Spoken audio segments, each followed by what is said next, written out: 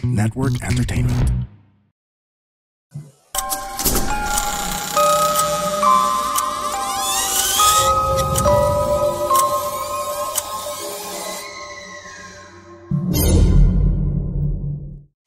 Hello, good evening. Ayan. Welcome sa panibagong episode ng The Red Door Podcast PH. Thanks God, it's Friday. So, ibig sabihin, meron na naman tayong panibagong episode. And bukas, meron tayong guest. Diba? Yes. Kasi ano yan combo yan lagi Parang Friday, may episode, tapos kinabukasan. Wala na. Charot. May episode pero merong guest. At saka, ano nga ba yung dapat nilang abangan? Nako, abangan nyo. Ano ba yan? Una, actually madami silang dapat abangan Una, yung episode bukas, merong pinakita sa atin or pina-experience sa atin yung guest natin na sobrang kinalabutan ako nung na-experience. At syempre, aside from that, meron kaming collaboration na I'm sure nakita nyo na, pinost na namin to. Yun yung pinakaunang episode namin sa studio ng The Pod Network. Oo, yun. Kasi may mga nagre-request. Sino kasama natin? The Book of Bad Ideas or Book of Bad Ideas. Madami kasing nagre-request nga na kailan daw ba ulit yung setup na magkasama tayo. So, ayan.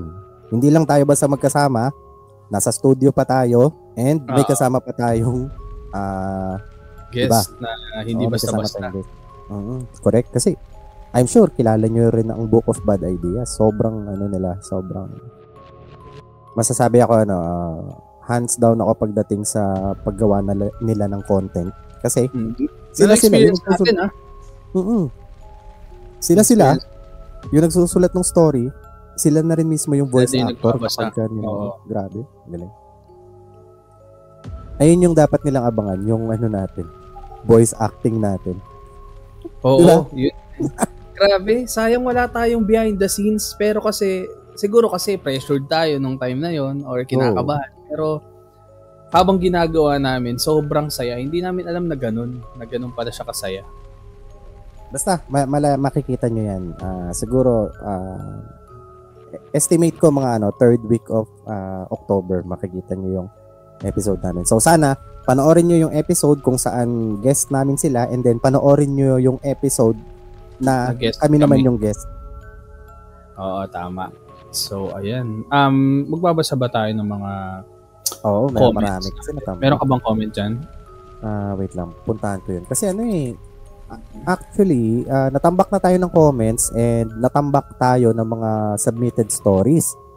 So, good thing yun. Kasi ibig sabihin, parami ang sumusuporta sa The Red Door Podcast Page. Kaya maraming salamat sa inyo guys sa walang sawang support. Tapos ito, babasa ako ng isa. Galing to sa last episode natin kasama si Apple. Hi, same experience. Palagi rin akong inaatake ng sleep paralysis before. Totoo na natitrigger or cause din talaga ito ng pagod at kulang sa tulog. Bukod sa mag-pray, one thing na na-figure out ko ay pilitin kong maigalaw ang daliri sa paa. Kasi yun ang muscles na unang nag-react kapag unti-unting nag-wake up ang motor system. Then wag ka agad babalik sa tulog. Upo ka saglit at baliktarin mo yung unan mo. Yung sa unan, may nabasa lang ako na gawin yun. So far, effective naman. Galing yun kay Not Your Dumplings. Thank you so much. Uy, baliktarin daw yung unan, yung ililipat mo dun sa may malamig na side. Akala ko dun sa paa mo Anyways, ito may nag-comment dito, watch and learn. Ang daming letter N Pa-explain naman po yung parang tunog sa timestamp na 21 minutes and 24 seconds. Kinilabutan ako. Tingnan ko nga. Wait lang. Parang yun nga yung last episode. Share screen. The Red Door Podcast. Share. Kita ba dyan? Teka, tingnan ko. Ayan. Kung titingnan natin yung comments and pupunta ako dun sa may side na yun. Wait lang, wala. Ito. Kailangan nating pakinggan ng maigi. Malakas ba yung volume dyan? Papakinggan ko. Teka lang, pwede ko din siyang... Kung totoo kung ano-ano pa. Ganun. Ang pinaka-worst yung dito na sa Boracay. 21-24, di ba? Ano ako nun? Nag-pause Ito, na. Yan. nasa 21 ako. Pakinggan natin na maigi. Mumute. Siyempre, trabaho namin sa gabi, di ba? Lagi puyat, ganun. Tapos may mga marami pang mga ano yan, ganap, magtatambay, magtutoma, Ano yun? Ano pa, ganun. So, Hindi, actually wala naman nag-release sa ako ng effects lang boarding dun sa house may dito. audio. Effects lang siya dun sa may audio. Pero merong isa na Paps, yung may something talaga. Hindi itong May episode. babae, ito. yun ba yun? Oo, yung parang may babae na maririnig na boses na alam ko sa sarili ko, hindi sound effects nung audio na ginamit natin. Kasi Oo. lagi natin to ginagamit medyo kabisado ko na to. Alam ko dito kung ano yung mga added na effects. Pero yun, narinig ko na meron talaga Siguro maganda sa ibang episode natin i-tackle yun. Tingnan natin yung mga tingnan natin yung video. Iba pang shout out. Ito naman galing to sa wait lang Ayun kay Ja Perez 91 pala yun. Pa-shout out po. Happy 57th founding anniversary. Ano siya? Tau Gamma Phi. Ayan. Salute. Salute. Ayan, tapos ito naman galing kay Jan 10. Sabi niya collab with Pinoy Creepypasta sana. Neb Quero. Sana hopefully. Actually, nagsenda kami ng email sa mga gusto din namin mga collab. Sana sumagot sila. Ayun. Kaya nga. Tapos meron din pala tayong bagong na-receive na invite Ano? Na gusto nila makipag-collab sa atin. Oo, tama. Si Grimcast. Grimcast, yan. Nakaschedule na yung collaboration namin. So parang di ko alam kung mapapalaban tayo sa Englishan doon. Sino ba yan? Yung dating English. Oo, si Alitran. Kasi nung pinakinggan ko yung episode nila, Englishan malala sila doon Pero sabi naman niya, kahit Tagalog. Pwede naman tayo mag-Tagalog. Hindi, actually, kahit sabihin nilang bawal, mapapatagalog talaga. Hindi, joke lang. Ang hirap magkwento ng English, no? Anyways, ayan. 7 minutes na tayo. Oo, nalagpasan natin, Mark. Simulan na natin ang ating kwentuhan ng nakakatakot. Sinong gustong mauna? Ikaw naman, Paps. Sige, ako naman na mauna. Itong story na to ay sinend sa ating official email address, which is kwentongrdp@gmail.com.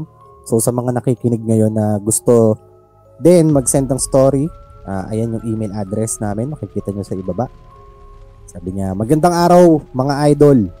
Ako po si Eliezer, isa sa mga silent listener nyo simula pa noong season 2. Matagal ko na pong gustong ibahagi itong karanasan kong to. Pero sa totoo lang, hanggang ngayon, hindi ko pa rin ito lubos na maipaliwanag. Nung napakinggan ko yung kwento tungkol sa bahay na binaha noong Ondoy, bigla ko itong naalala. Hindi man binanggit kung saan eksakto nangyari yung kwento, pero mukhang sa Marikina nga. Doon rin kasi nangyari ang isang kakaibang pangyayari na hindi ko na kailanman makakalimutan. Madaling araw sa River Park, taon ng 2017, buwan ng Setyembre. Sabado at rest day ko noon. Isa akong BPO agent at gaya ng marami sa industriya namin, lagi akong puyat at laging pagod. Pero nung araw na iyon, iba. Hindi ako magawang dalawin ng antok. Ewan, may kung anong mabigat na pakiramdam. Kaya imbes na magpalit-palit sa pagkakabig sa kama, nagdesisyon akong mag-jogging na lang sa Marikina River Park. Baka makatulong para maibsan ang stress. 4:00 ng madaling araw, madilim, tahimik. Hindi mo akalaing may tao pa roon. Nakarating ako sa River Park mga 4:10 AM, halos walang tao. Siguro mga 1 o 2 jogger lang ang nakita ko. Sumalubong sa akin ang katahimikan ng madaling araw. Ang lamig ng hangin galing ilog at ang mahinang ilaw ng mga poste. Tumawid ako ng pontoon, yung floating bridge, at nagsimula ng tumakbo. Wala pa akong 5 minuto sa pagtakbo nang bigla kong maramdaman na may nakatitig sa akin. Yung tipo ng titig na parang tumatagos sa likod, kahit hindi mo naman nakikita. Lumingon ako. Wala. Ako lang. Walang kasunod. Walang kasalubong. Walang dapat nandoon. Pero, pagdaan ko sa gilid ng matataas na pader ng isang subdivision, Napalingon ako sa itaas. Doon sa pinakatuktok ng pader, may nakaupo. Babae. Hindi ko makita ng malinaw ang mukha niya, pero kita ko ang suot niya. Long sleeves na may stripes at maong na pantalon. Mukhang normal. Tahimik lang siyang nakaupo roon, nakaharap sa direksyon ko. Hindi ko pinansin, agnostic ako. Hindi ako madaling maniwala sa kababalaghan. Siguro, residente lang, sabi ko. Pero, pagkalagpas ko sa may mga kulungan ng baboy at kambing, may gumambala ulit sa akin. Sa pagitan ng mga puno, may anino. Walang iba kundi siya. Yung babaeng nakita ko sa pader, nandun siya sa ibaba, sa mismong river park na. Nakatayo, nakatitig. Madungis ang itsura niya ngayon. Putika ng mga damit, parang galing sa baha. Napahinto ako. Tinitigan ko siya ng mga 3 minuto. Hindi siya gumagalaw. Hindi rin ako makagalaw. Nagkatinginan lang kami. Pero sa isip-isip ko, paanong nauna siya rito? Malinaw pa sa alaala ko na nasa pader pa siya kanina. Imposibleng nadaanan niya ako. Inilabutan na ako, pero pinilit kong magpatuloy. Hanggang sa marating ko ang bahagi ng mga estatwa ng kalabaw. At doon, nakita ko na naman siya. Nasa ibabaw na siya ng isa sa mga estatwa. Nakaupo. Ganoon pa rin ang suot. Ganoon pa rin ang itsura. Pero ngayon, mas malinaw ko na siyang nakita. At habang nakatingin siya sa akin, ngumiti siya. Mabagal. Malamig. Walang emosyon. Doon na ako napasigaw sa loob-loob ko. Hindi ko na tinignan ulit. Tumakbo ako ng takbong parang may humahabol. Hindi ko alam kung umiiyak na ba ako. Basta ang alam ko lang, kailangan ko lang makaalis. Pagdating ko sa amphitheater, may iilang tao na roon. Doon na lang ako nakahinga. Doon na lang ako medyo nakabawi. Sabi ko sa sarili ko, hintayin ko na lang magliwanag bago bumalik. Pagdating ng 5:10 AM, medyo may sinag na ng araw. Final lap na pabalik sa starting point. Tahimik pa rin, wala pa rin gaanong tao. Pero ngayon hindi na madilim, mas kampante ako. Pero nang mapadaan ako uli sa mga estatwa ng kalabaw, nagsimula na naman ang kababalaghan. May narinig akong tumatakbong tsinela sa likod ko. Yung klaseng ng tunog na parang sinasadya mong ingayin para mapansin. Paglingon ko, wala. Pero hindi huminto ang tunog. Tumatakbo pa rin ito kasabay ko. Tumigil ako para huminga at makinig. Tapos, napatingin ako sa kanan ko. At nandoon siya. Tumatakbo din. Nakalutang. Walang tinatapakan. Walang ingay sa paa. Pero rinig ko ang tunog ng tsinelas mula sa kanya. Putikan pa rin ang suot at nakatingin pa rin sa akin. Walang emosyon. Para akong binuhusan ng yelo. Nanigas ang katawan ko. Pero sa huling lakas ng loob na meron ako, kumawala ako sa pagkakatitig sa kanya at nag-umpisang tumakbo. Tumakbo ako nang hindi na lumilingon. Hanggang sa makarating ako sa lugar na may mga tao. Hanggang ngayon, hindi ko alam kung sino siya o ano siya. Pero sigurado ako sa nakita ko, hindi siya normal. Mula noon, hindi na ako nag-jogging ng madilim.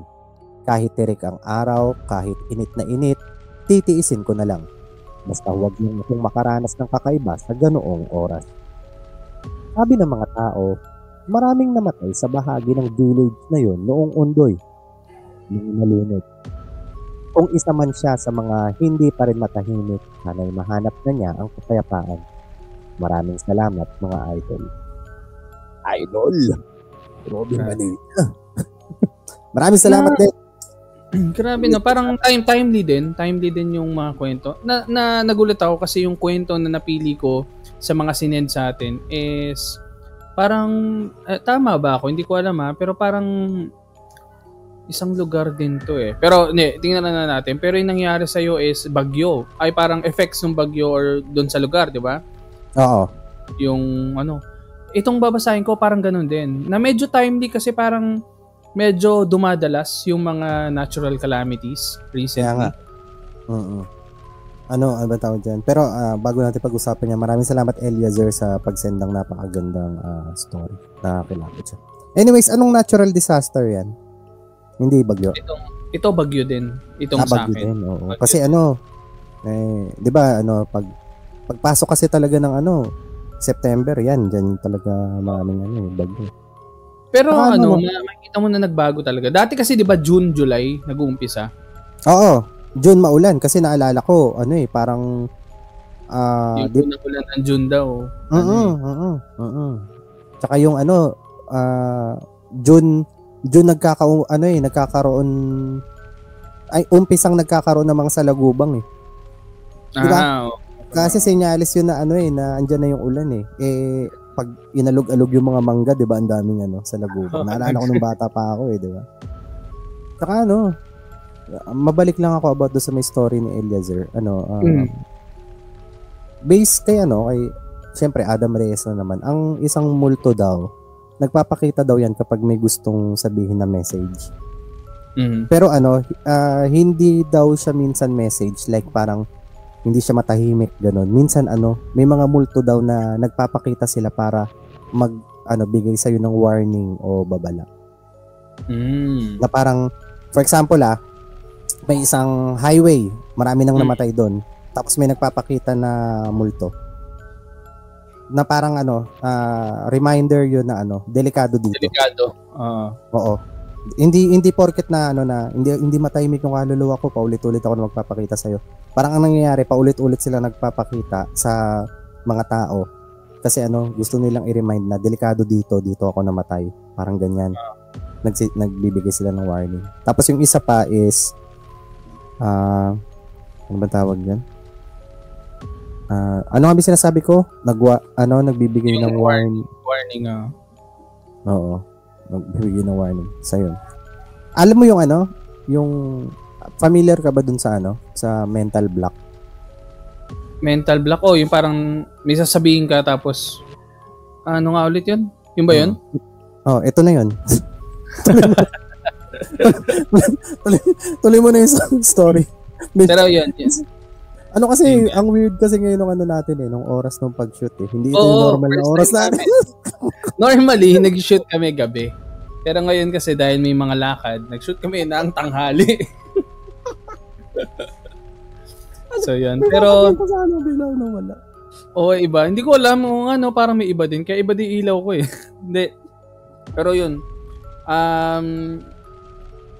Sa mga nagsusupport pala sa amin, salamat kasi ayun nga, parang feeling ko madami pa kaming magiging project sa magiging collab sa pagtagal, sa mga susunod na episodes. Meron na tayong, may nakapila pa ba tayo ng mga guest? Madami pa. Madami pa. Oo. Yung bukas, hindi ko alam kung magkakaroon pa ng isang episode kasi sigurado natakot kami. Abangan nyo yan abangan nyo yung episode. Abangan nyo bukas. Ayun. So ito na nga, babasahin ko na tong kwento. Medyo disturbing itong kwento na to dahil ito nga. Warning, I attached the actual image. Don't show it on your YouTube channel nakalagay. Actual image? Meron? Actual image. Nandun sa kwento. Pero, actually, pwede naming ipakita pero binler ko siya and tinanggal ko yung picture. Yung picture. Tinanggal ko yung color para sige. siya ma-flag ng YouTube. Curious din ako eh. Ayan. So, ayun. Umpisahan ko na. Hello po sa inyong dalawa. Sana mapansin po itong kwento na to. Pasensya na po kung hindi maayos yung pagkakakwento ko. Ikaw hindi ako. Ito po at base lamang sa naaalala ko. New fan here. Lately ko lang po na-discover yung channel nyo while scrolling sa YouTube upang maghanap ng papakinggan na horror stories. At lahat na po ng videos nyo ay lagi kong inaabangan. Maraming salamat sa iyo. Ako nga po pala si Ruby. Hindi ko tunay na pangalan. 24 years old. Gusto ko lang po ibahagi ang kwento na nanggimbal sa aming barangay.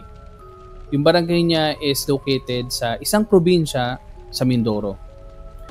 December 23, 2015, after ng malakas na hagupit ng bagyong Nona, nawalan ng kuryente ang buong bayan namin kasama na ang aming barangay. Mga alas 6 ng hapon nang magising ako sa kwentuhan ng mga tao sa tindahan ng tiyahin ko. Hindi siya big deal sa akin kasi gano'n naman talaga madalas ang routine ng matatanda sa probinsya pagdating ng hapon. After ko magising ay naligo na agad ako at nag-asikaso ng sarili para lumabas at makipagkwentuhan sa mga pinsan ko. Sa harap na rin ako ng tindahan ng tiyahin ko nang mapansin ko na sobrang seryoso nilang kinakausap ang isang babae na parang kakatapos lang umiyak. Pamilyar ang mukha niya sa akin dahil pareho lang kami ng school na pinapasukan. 4th year student siya, samantalang ako naman ay 3rd year. Dahil sa di naman ako interesado sa kung anong pinag-uusapan nila, ay umalis na ako para hanapin ang mga pinsan ko. Dumating ang gabi, nagulat ako sa mga naging kwentuhan nila. Nanindig agad ang balahibo ko sa narinig ko, lalo na sa isang katulad ko na sobrang matatakutin. Idagdag mo pa na gasera lang ang ilaw namin dahil sa kawalan ng kuryente. 2 magkaibigang estudyanteng babae daw ang natagpuan sa gilid ng school namin ang nakabigti kaninang tanghali. Ayon sa unang nakakita ng bangkay ng mga to, busy siya sa panguhuli ng isda sa may ilog sa may gilid ng school nang mapansin daw niyang may 2 babae na nakapink sa may nakatumbang puno. Wala siyang ideya sa kung anong madidiscover niya nung araw na yon, kaya nagawa niya pang kausapin ang mga ito sa di kalayuan na. Anong ginagawa niyo dito sa katanghaliang tapat? Hindi siya sinagot ng mga ito at syempre wala lang sa kanya ito at pinagpatuloy ang pangingisda. Dumaan ng oras, nagtataka na daw siya kung bakit andun pa rin ang 2 at hindi kumikibo. Lumapit na daw siya at tumambad sa kanya ang katawan ng 2 magkaibigan na nakabigti.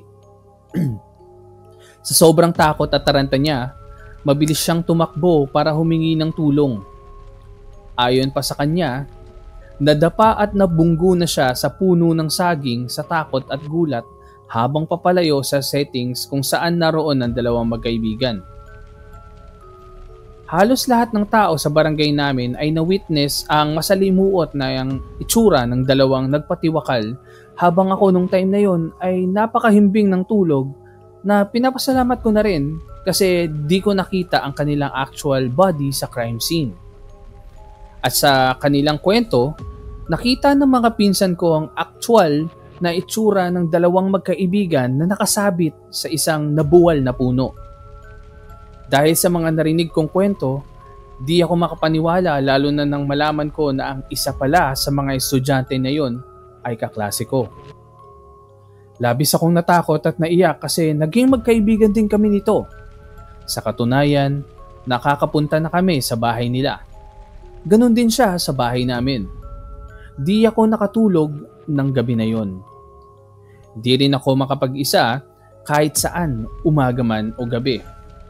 Sobra akong naapektuhan ng takot na naging cause na rin na hindi ako makatulog. Palagi kong iniisip na pupuntahan niya ako. Kami. Malaki din na naging epekto nito sa barangay namin. Dahil sa pangyayari na yon, wala ka nang makikita na tao na nasa labas pagdating ng alas 6. Naging katatakutan nito ng buong barangay. Idagdag mo pa na walang kuryente ng panahon na yon dahil sa bagyong Nona. Sa sobrang nakakatakot ng panahon na yon, nagsama-sama kami ng mga pinsan ko na natutulog sa sala habang ang mga magulang namin ay nasa balkon na nagkukwentuhan sa pangyayari. Despite that, nagsisimbang gabi pa rin kami. Kahit nakakatakot sa daan, patuloy pa rin kami sa pagsimba kasi isang araw na lang magpapasko na. Sa loob ng maliit na simbahan, ramdam mo ang lungkot, takot at nabibilang na tao sa loob nito. Binanggit ng pastor sa homily ang 2 babae sa kanyang misa. After ng simba, umuwi na ang lahat habang bakas pa rin sa mga mukha ng tao ang takot na pilit na itinatago sa kanilang mga mukha. Ayon sa naging investigasyon ng SOCO at pulis, ito daw ay suicide. Okay naman na sinabi ko. dahil may iniwan silang mga notes. Isa sa aming magiging classroom sa pasukan. Iniwan nila yung note doon sa classroom. Nakasulat doon ang paghingi ng tawad sa kanilang gagawin na pagtitiwakal. Pasasalamat sa kanilang mga kaibigan at ganun rin ang pananakot na hindi nila papatulugin ang tao na binanggit nila na nang agaw daw ng kasintahan. Okay. Ayon din sa kanila ay maaaring 3 araw na itong patay bago matagpuan. May nakapagsabi na nakita pa daw nila ang 2 ito na nagsisimbang gabi. Ayon din sa ibang witness na bago daw mangyari ang pagtitiwakal nag-food trip pa daw ito sa tindahan malapit sa school. May mga nagsasabi rin na nung araw daw na iyon, may mga dala na itong tali ng manok at sinasabing pupunta sa school para magbigti. Sa barangay namin, typical na panakot na ang pagbibigti dahil maraming gumawa nun sa street ng school namin. Kaya kinakatakutan talaga ang area na yon. May mga kwento-kwento pa na susunduin ka nila at isasama ka. Ang kwento na yon ang bumalot sa katatakutan sa aming barangay, lalo na sa akin. Ay, wait lang. Ayun. Hindi ako nakatulog at palagi akong aligaga at hindi pwedeng mag-isa. Kapag pipikit ako, lagi akong nananaginip ng isang senaryo na sa classroom ako na sobrang dilim, tapos para akong hinihigop ng dilim, pero nakikita ko na nagliliparan na parang hinihigop din ng mga libro, notebook, at mga bagay na nandun sa loob ng classroom. Habang malinaw kong nakikita ang classmate ko na nakatingin sa akin sa mata nitong nanlilisik, di ko sinabi kahit kanino ang napapanaginipan ko na yon, lalo na sa nanay ko kasi alam ko na papagalitan niya lang ako at sasabihin na mahina ang loob ang mas lalong nilalapitan ng masasamang espiritu. One time, nagkaroon kami ng get-together ng mga classmate ko nung high school. At napag-usapan namin ito. Saan ako? Napag-usapan namin ito at nagulat kami na iisa lang kaming lahat ng panaginip. Same exact scenario. Habang tinatype ko po ito ay bumabalik yung takot ko sa mga nangyari.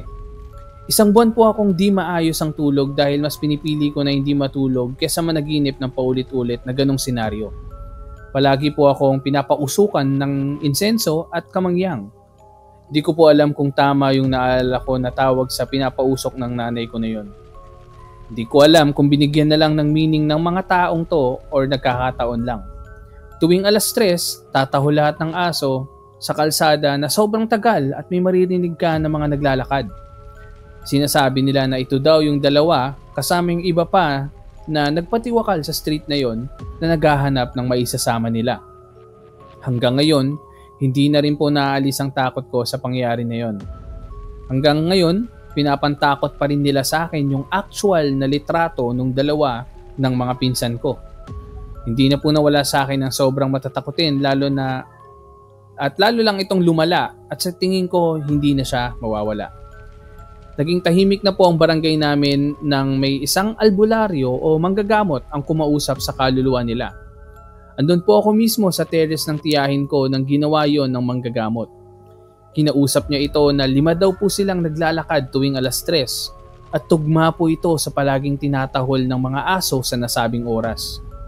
Narinig ko rin na tinanong ng albularyo kung bakit ayaw nila manahimik at bakit ginagawa nila ang manggambala ng mga tao. Ayon sa kanila, gusto nilang makatawid ngunit di nila makita ang daan. Di ko lubos na naiintindihan yon dahil natatakot ako. Pero kinausap sila ng albularyo na ipagdadasal at tutulungan na makatawid. Kinabukasan, nabawasan yung takot ko. Nawala na rin unti-unti yung pagtahol tuwing madaling araw at sa kasalukuyan, nawala na ito ng tuluyan. Pero yung takot tuwing maalala ko itong pangyayari na ito ay nagiging sariwa lahat. Naging close na po yung case na yon pero marami nagsasabi na hindi daw yon suwi. Kasi paano sila magsasabay na magpapatiwakal? May nagsasabi naman po na nasa influensya ng pinagbabawal na gamot ang mga ito. Meron din nagsabi na buntis sila pareho at isa lang ang ama. Maraming haka-haka pero minabuti ng mga magulang ng mga biktima na wag na usisain at ipagpasa Diyos na lang ang lahat. Maraming salamat po. So yun, medyo Ano yun Na-curious ako sa sa picture. Na Sa sinasabi. picture.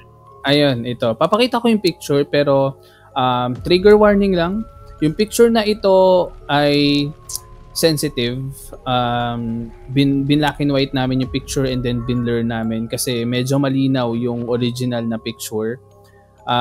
Ayun, kung sensitive kayo, kung naapektuhan kayo ng mga images ng self-harm, hindi lang self-harm or di kaya yung suwi mismo, skip nyo tong part na to kasi ayun, ipapakita na namin. You have been warned. Ito yung picture. Yan. Ay, legit nga. May usod. Wait lang. Ano nangyari sa natin? Ba't natatakpan? Ayan siya. Ano nangyari sa natin? Tatakpan ba? Oo. Teka, ulitin ko Ayan Yun. siya. Ay, legit nga. Yan yung picture. Blurred out na yan. Yung original na picture is medyo mas detailed pero yan yung picture na pinakita. Ayun. Move ko na kasi baka mag-linger sa inyo may mga may mga tao kasi talaga na ayaw na nakakita ng ganyan since parang yung napapanaginipan, di ba? Meron, actually, diba, hindi ko rin matagalan na makita. Kasi tatatak sa isip mo tapos napapanaginipan na feeling. Ako naman, hindi naman ako ganun, pero ang ayaw ko kasi is makita ko ng matagal tapos makita ko pag inatake ako ng sleep paralysis. Ay, oo. Diba? Actually, ito ngayon nakwento ko rin sa'yo kanina nung before tayo mag-start. May video na kumakalat na may binaril. Tapos, ewan ko, kasi paulit-ulit kasi tinitingnan mo kung ano yung nangyari talaga, kung paano nangyari. Ay, yung habang kumakain? Oo, habang kumakain siya. Tapos, medyo parang nagiging iba yung feeling mo pag paulit-ulit mo siyang pinapanood. Nakakapanlambot tuhod. Pero at the same time, parang gusto mong tingnan na, ewan ko, hindi ko maintindihan kung bakit. Parang nagets ko na yung niyan, Paps, yung logic niyan. Dati, nung mga binata pa tayo, kaya pa natin. Tumingin ng ganyan, di ba? Kasi nandun yung curious. At isa pa, kasi, hindi pa tayo siguro masyadong mulat sa reality na pwede itong mangyari anytime. Oo. Di ba? Ngayon kasi pag na-realize mo na, ganun na lang kadali? Oo. Di ba? Na parang, imaginein mo nasa bahay ka, kasama mo family mo, kumakain ka. Nasa bahay ka. Tapos, sa isang lugar na akala mo ay safe ka, doon ka pa biglang, tapos ganun lang. Instant lang. Di ba? Kumakain ka, tapos biglang, bang. Wala na. Natapos na agad. At saka parang ganun lang kadaling kumuha ng buhay ng isang tao. Doon ka pag nasa iyo yung mga na yun, ideas na yun, tapos makikita mo yung video, talagang manghihina ka Oo, ayun nga.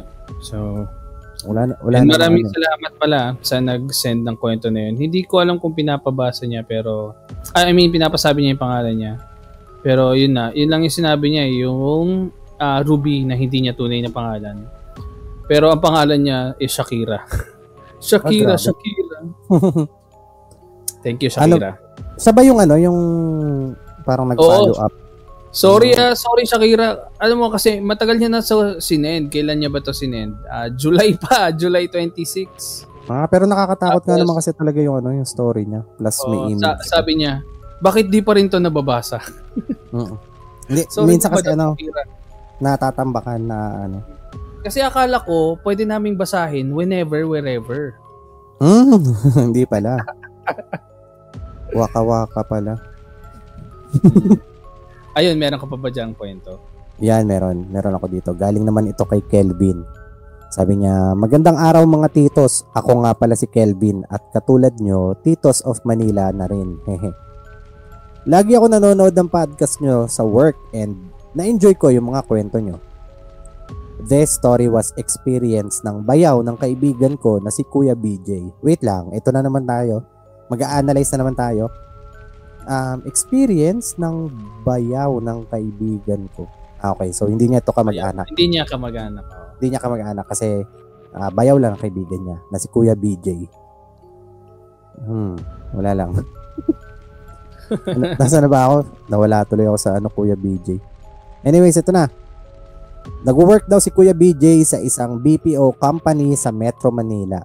No idea kung saan. Tapos, itong si Kuya BJ ay nag-grab din bilang sideline niya after day shift working hours. So, grabe. Masipag itong si BJ. Sana all masipag na BJ. Diba? Kasi, biruin mo, pumapasok siya. Ba't natawa? Di ba nga, si Kuya BJ nga to. Masipag nga si Kuya BJ. Kasi, pumapasok siya as BPO, tapos sa gabi, nag-grab siya. Yung iba kasi 5 minutes lang, no?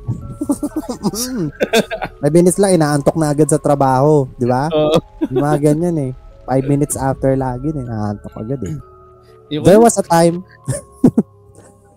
time after his shift, mga pasadong alas 7 ng gabi or alas 8, nag-start na siya doon sa sideline niya as Grab driver.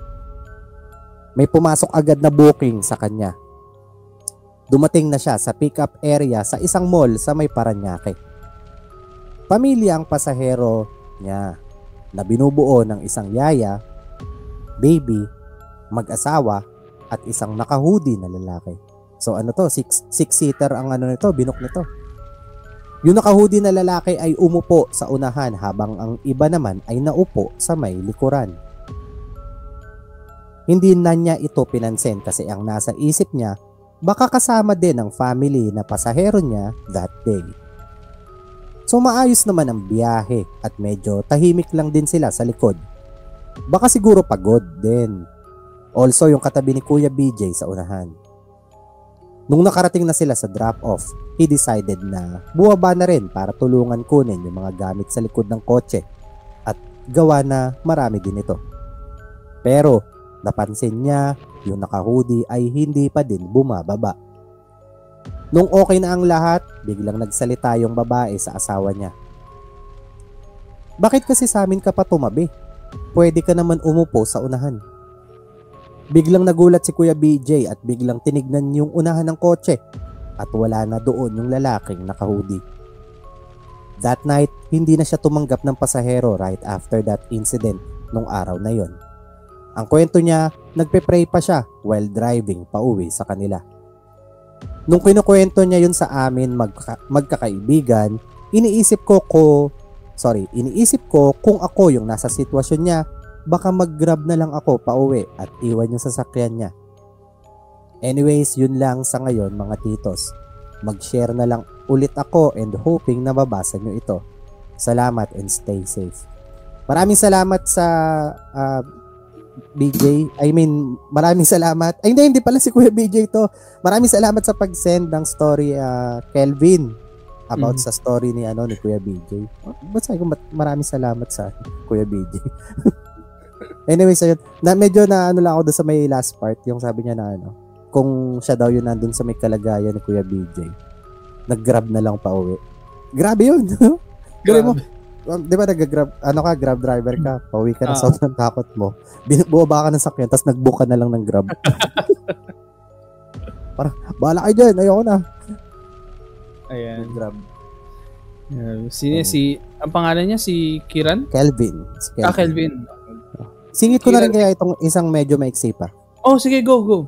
Sabi niya, ito may isa pa akong story dito na galing naman kay Jelay. Sabi niya, hello po Tito Ian and Tito James Zoo. May kwento po ako na nangyari sa akin noong 4 years old pa lang ako. Nasa sementeryo po kami ng mama ko kasama ang mga pinsan ko at ibang tita at tito. Yung lolo ko po na nakalibing doon sa sementeryo na iyon, nasa harap po siya ng mausoleum at yung mausoleum na yon ay may rooftop. Mahilig po kaming maglaro sa paligid ng mausoleum kasi may bakanting lote sa tabi nito. Naghahabulan po kami paikot-ikot ng mausoleum. Ganun po ang trip namin nung bata pa kami tuwing bibisita kami kay lolo tuwing may okasyon, lalo na tuwing November 1. Ano pa ang nito? Anong Tagalog ng mausoleum? Mausoleo? Mausoleo. Pag English, mausoleum. Mausoleum. Nabubulol ako eh. most of the time, pag nandun po kami, walang tao sa mausoleo na iyon. Yun na lang. Kung natatandaan ko po, never po naming nakita na may bisita doon. Pero isang araw po, may nakita akong 2 bata sa rooftop. Nakasuot sila ng blue at red. At niyayaya nila akong maglaro. Kumakaway at parang sinasabing, halika dito.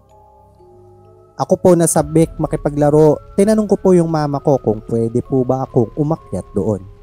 Sabay turo sa rooftop. Nagtaka po yung mama ko kasi wala namang tao doon. Hanggang ngayon, tandang-tanda ko pa yung itsura ng mga bata na iyon. Yung late lola ko po na manggagamot at medyo may pagka good witch vibes. Lumaki po ako nagpapakwento sa kanya ng mga katatakutan. May time din po na inalok niya si mama ko na buksan po ang third eye ko kasi mahilig po talaga akong makakita nung bata pa ako. Pero ang sabi ko po, half open lang ata noon. Yun ang sabi ng lola ko. Ito na naman tayo. Ganun. Ito na naman tayo sa third eye na nakagano. Finito, half open. Anyways, nung nakwento po ng mama ko yung nakita ko sa lola ko na younger sister ng lola ko na binisita namin, mukhang mag-a-analyze na naman tayo. Sabi niya mabuti na lang at nagpaalam ako sa mama ko kasi may chance po na nakuha na po siguro ako. Pinaniniwalaan po kasi niya na engkanto po iyon. Salamat po sa pagbabasa ng story ko. Sent by Jelly. Wait lang, Paps. Ang ano ba? Siyempre, di ba kasi magkaiba naman ang multo at saka ang engkanto sa aswang. Di ba? Yan. May ano ba? May skills ba ang mga engkanton? Ay, oo nga pala, no? May skills nga pala sila na mag-anyong tao, no? Para makadeceive, no? Anyways, di ba may iba kaya sumasama sa kanila? Kala nila tao. Oo. Tama, kala nila tao, no? Anyways, kung more on usapan about sa mga ganyan, sa mga cryptids, abangan nila yung episode bukas. Oo, episode bukas. At saka maraming salamat din. Sige, go. Maraming salamat din, Jelay, sa pag-send ng iyong story. Ayan. Ito siguro last na kwento na. Malapit na rin naman tayo matapos. Ito is galing to sa Reddit nakita ko. Ang title nito ay CR sa Terminal. Tagalog. Oo. Nice. Ayan, sabi niya, I just wanna share my experience. One of the most creepiest and scariest experience ko in my whole life. Tawagin niyo na lang ako sa pangalang L. Last year, 2024, nagkaroon ako ng boyfriend from QC. And taga Pangasinan po ako. Kahit ako yung babae, pinagtsatsagaan ko talaga na ako yung bumiyahe from Pangasinan to Quezon City kasi nga mahal ko. Hindi ito yung first time ko na bumiyahe papuntang Cubao. Pero ito yung first time ko sa terminal. Hindi ko nababanggitin kung saan yung mismong terminal. Since yung nakagisnan ko na pagbiyahe is paghihintay lang sa tabi ng kalsada, so first time ko talagang magbiyahe galing terminal mismo. Iniiwasan ko talagang mag-CR lalo na sa mga public restrooms dahil bukod sa hindi maaliwalas at madumi, ayokong maka-experience ng kung ano-ano dahil sa hindi ko makalimutan na story na ole. Kung alam niyo yun, if you know, you know. Kung sino man ang nakakalam nun, alam niyo na yun. Ayun, sinabi niya rin. Pero, ihing-ihi na talaga ako nito. And mind you, na mag-aalas 6 pa lang nito, pero halos wala ng araw. Iniisip ko na kung pinakubaw ko pa tong ihi ko, baka mangatog na yung pantog ko since halos 5 to 6 hours pa yung biyahe. So, typical na kumuha ko ng wipes, pang-retouch ko at syempre yung cellphone at wallet ko. Dahil nasa loob ng bus yung mga gamit ko. Pumasok na ako ng CR at meron lang 2 cubicle. Medyo hindi kataasan yung wall sa pagitan nila. So, kapag pumasok ka sa isang cubicle, pag nakatayo ka, litaw talaga yung ulo mo. At di mo rin maiiwasang makita yung kabila if may tao or wala since parang hanggang shoulder part ko lang yung pader sa pagitan. Maliwanag naman sa CR, pero sa huling cubicle medyo dim lang kasi hindi naabot ng ilaw. Hindi naabot ng ilaw nung pader sa pagitan. Nakita ko ang isang ulo ng babae sa pangalawang cubicle. Ulo talaga ng babae kasi bagsak yung buhok at parang may kahabaan. Hindi ko maaninag yung katawan kasi ayaw ko namang sumilip. Baka mamaya isipin sinisilipan ko siya. Pero ang pinagtataka ko lang, wala man lang akong naririnig na busaw-saw ng ihi o tubig galing sa gripo. Napakatahimik ng paligid. Dahil nga dala ko yung pang-retouch ko, may dala akong small na bag. Walang sabitan sa pintuan ng CR, kaya sinabi ko pa ng malakas, Ate, ilapag ko lang po yung bag ko. Kasi nga ipapatong ko siya sa pagitan ng pader naming dalawa. Aninag ko pa siya pag nakatayo ako. Para siyang nakaupo or squat sa kubeta kasi ang baba niya. Di ko siya maaninag ng maayos. Kaya paglilingon lang ako sa gilid, doon ko lang nakikita yung ulo niya. Hindi siya gumagalaw, steady lang talaga siya. Natapos na akong umihi at lumabas na ng cubicle pero hindi pa rin lumalabas yung babae sa kabilang cubicle. Hindi pa ako kinilabutan nito kasi isip ko baka nakatulog lang o baka pulube, ganon na nakatulog lang. Habang nagre-retouch ako, blush, lipstick at powder, may dumating na babae at magsi-CR din. Pumunta siya sa cubicle kung saan may tao at parang bubuksan niya na ito pero pinigilan ko siya. Sabi ko may tao doon. Pero huli na kasi nabukas niya na ng kalahati yung pintuan pero tangina laking gulat ko na walang katao-tao sa loob. Dahil nakita ko sa reflection sa salamin, walang laman yung cubicle. Walang tao. As in wala talaga. At wala ring nakasabit na kung ano-ano. Baka kasi if may nakasabit, mapagkamalan kong ulo pero bagay lang pala. Pero wala talaga. Saan ba ako? Tangina talaga. Sobrang kinikilabutan ako. Tumataas na naman yung balahibo ko. Nanginginig na ako kasi hindi ako pwedeng magkamali na meron talaga akong nakitang babae doon sa cubicle na yon. Nung asa loob ako ng katabing cubicle, nakita ko. Siguro sa takot na rin nung babaeng pumasok, nahalata niyang takot na takot ako, di na ako makasalita, hindi na siya umihi at sabay na lang kaming lumabas ng CR. Nung gabing yon, halos ayaw ko na talagang tumuloy sa biyahe at gusto kong umuwi na lang sa bahay dahil sa sobrang takot. Update. Habang sinusulat ko tong story na to sa notes ko, laging nag-glitch yung app ko na note. Sobrang creepy kasi naulang to nag-glitch ng ganito. Parang ayaw ako pagkwentuhin. Ilang beses nagbablock yung screen ng phone ko at kusang bumabalik sa home ng pusa. Sobrang creepy. Yun lang yung kwento. Yun. Patingin nga ako ng ano. May picture ba yan? May wala, picture? Wala. Walang picture? Okay. Kala ko may picture kasi parang may nakita ko kanina na ano. Hindi, pinalitan ko yung kwento kasi mahaba. Okay. Gets. Di bali next week yan. Oo, next week i-ano natin. Ano, taga saan daw yung boyfriend niya? Taga QC, siya taga Pangasinan. Grabe, layo no. Parang ano, he's a 10-10 but he's from QC. So, red flag ba yun na ayaw pumunta? Ayaw dumali ng Pangasinan. Pero okay lang yan. Tsaka na ano, natawa ako dun sa ano, di ba Cubao terminal.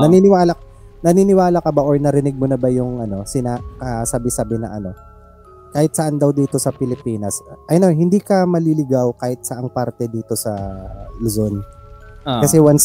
Kasi kahit saang parte daw dito, makakita ka daw ng papuntang Cubao. Oo. Actually, yun nga din. Kahit na last time nasa Samba ako noon, Laguna ba? May Pakubaw eh. Di ba? Oo. Diba? May Pakubaw. May dumadaan na bus, Pakubaw. Kahit saan, siguro kahit nasa Pangasinan ka, may Pakubaw. Pupunta ka ng Pampanga, may Pakubaw. Di ba? Talaga hindi ka maliligaw eh. Kumbaga, parang pagka napunta ka sa isang lugar na hindi ka familiar, tapos feeling mo naliligaw ka na, una mong tanungin, sa mga tanungan is, saan po dito yung sakayan papuntang Cubao? Tapos ayun na, safe ka na nun. Pag nalaman mo yun. Sabi ko, wala pa Cubao dito, nasa Biringan ka na. Yun lang. Walang pa Cubao. Paano kaya kung kunwari napunta ka sa Biringan, tapos walang Pakubaw na sakayan. Pero nakakita ka ng inverted. Ano bang kabaliktaran ng Cubao? Nakakita ka na sa Oabuk. Oabuk. Kasi syempre nasa ibang lugar ka na eh. Kaya ibig sabihin baka iba na rin yung ano doon, no? Yung pangalan. Ito na kaya yun, no? Tapos ang galing, no? Parang pagsakay niya doon ng bus ng Oabok. Makalabas siya doon sa Berlin. Sa portal. No, naka-reverse pala yung mga lugar doon. Ay, walang Cubao dito. Walang nag-exist na Cubao dito. Yung pala, Oabok. Oabok. Yeah. Di ba? Yeah. Yeah, sampo dito, ano. Ay, sa. Yeah, sa. Sampo dito paano ng ano. Tapos pagka tinuro niya, dyan lang. Okay, Matza Love. Anyways, ayun na nga. Natapos na naman ang isang episode natin. Hatid ang mga stories na sinend sa ating email address. Abangan nyo yung episode bukas again, tapos abangan nyo yung mga episode next week. Kasi for sure mag-i-enjoy kayo dun. Tapos malay nyo. Hindi ko muna sasabihin. Basta. Ay, wag muna. Para hindi maano. Kasi pagka minsan na nauudlot eh. Meron kaming mga surprise sa susunod. Na for sure magugustuhan nyo. Ayun, almost 1 hour na tayo at merong panglakad ang kanya-kanyang mga tito. Kaya ayun. Maraming salamat sa pakikinig. Kung hindi pa kayo naka-follow sa Facebook and Instagram natin, hindi ko alam kung bakit. Teka lang titingnan ko muna kung ilan na yung current na following ng The Red Door Podcast. Habang tinitignan mo yan, reminder lang pala sa mga kasali pa sa mga kasali before sa community chat. Huwag kayong magtaka kung wala na yung community chat kasi tinanggal talaga siya ng Meta. Start netong October lang. Gumawa na kasi ng parang sariling GC or group chat para sa group. Dati kasi may parang community chat. Ngayon tinanggal na yung community chat. Ginawa ng isang group chat para sa community. Hindi ko alam kung ba't ginanon pa. Parang ganoon din naman yung silbi nun. Di ba? Oo, yun nga. Kaya wag kayo magtaka kung bakit wala. Kung gusto niyo maging part ng GC ulit, punta lang kayo sa page ng The Red Door Podcast PH. Follow kayo. Tapos, alam ko, lalabas yung link doon kung paano sumali doon sa group chat ng page. Okay. So, yun. Kung hindi pa rin kayo nakafollow ulit sa Facebook, Instagram, The Red Door Podcast PH at The Red Door Podcast PH. Ayun, follow nyo. Magpo-post kami doon ng mga updates, mga clips. Ayun. Mga teasers, ganyan. Yan. Tapos ayun, follow nyo rin kami sa kanya-kanyang social media. Tito James Zoo sa lahat na yan. Ako naman, Tito Ian Lee sa lahat ng platforms, Facebook, Instagram, TikTok, sa YouTube, Ian Lee Estrella. Ayun. So wala yun. Na? Final na? Wala. Hindi mo stretch. Oo nga. So ayun na nga. Final words. Final words in. Maraming salamat sa kung nandito pa kayo ngayon. Maraming salamat and abangan nyo yung mga susunod na episodes for sure. Magustuhan nyo. And syempre, habaan pa namin yung ibang episodes. Kasi yung bukas, medyo mahaba-haba yun no? Episode bukas. Oo, mahaba-haba yung episode bukas. Na ano mo na ba? Nakita mo na ba? Hindi pa. Ay, hindi ko rin pala maano dito eh. Pero hindi ko sure kung makikita ko. Hindi, pero yan. Alam mo na.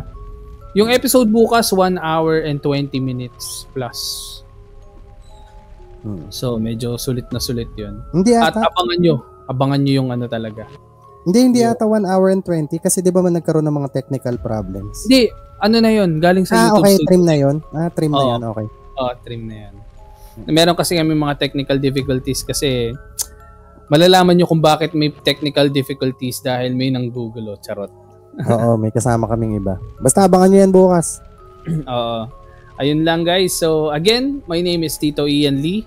And ako naman si Tito James Zoo at ito ang The Red Door Podcast PH. Bye. Bye-bye.